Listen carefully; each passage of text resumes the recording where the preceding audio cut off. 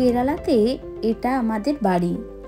এই কিছুদিন হলো এই বাড়ির প্রাচীরটা দেওয়া হয়েছে আর গ্রিলটাও পরানো হয়েছে। আর এই যে বড় গাছটা দেখছেন, এটা একটা আম গাছ। আর এতে যে পান পাতার মতো প্যাঁচানো প্যাঁচানো গাছটা উঠে গেছে, এটা হলো গোলমরিচ গাছ। আমার শাশুড়ি মা শখ করে অনেক ফুলের গাছের চারা নিয়ে এসেছেন। ওনার ফুল খুব পছন্দের। এই যে অটোটা দেখতে পাচ্ছেন, এটা আমার শ্বশুরমশাইয়ের অটো। উনি এখানকার মাঝে মাঝে বাচ্চাদেরকে স্কুলে নিয়ে যায় এই অটো করে। আর এই দিকটাতেও অনেক কিছু সবজি গাছ লাগানো আছে, তার সঙ্গেও কলা গাছ আর নারকেল গাছ অনেক লাগানো আছে।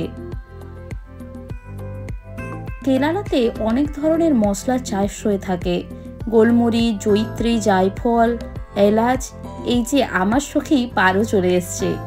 পারো হলো আমার সঙ্গে গল্প করার সঙ্গী, তাই এখানে এলে আমার আর একা একা মনে হয় না। এই যে দেখুন, গোলমরিচ গাছে কত ঝাঁকে ঝাঁকে গোলমরিচ হয়েছে।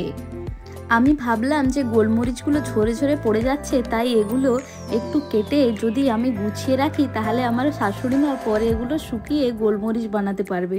এই ভেবেই আমি কাঁচি নিয়ে আমি আর পারো অনেকটাই গোলমরিচ কেটে ফেলি।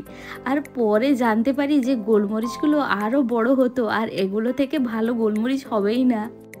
আমি 1 কেজি খানিক গোলমরিচ এইভাবে কেটে ফেলেছিলাম, যদিও আমি বুঝতে পারিনি যে এগুলো এখনও হয়ে ওঠেনি। এই যে দেখুন কত সুন্দর লাগছে গোলমরিচগুলো, আর এগুলো বেশ ঝালও ছিল।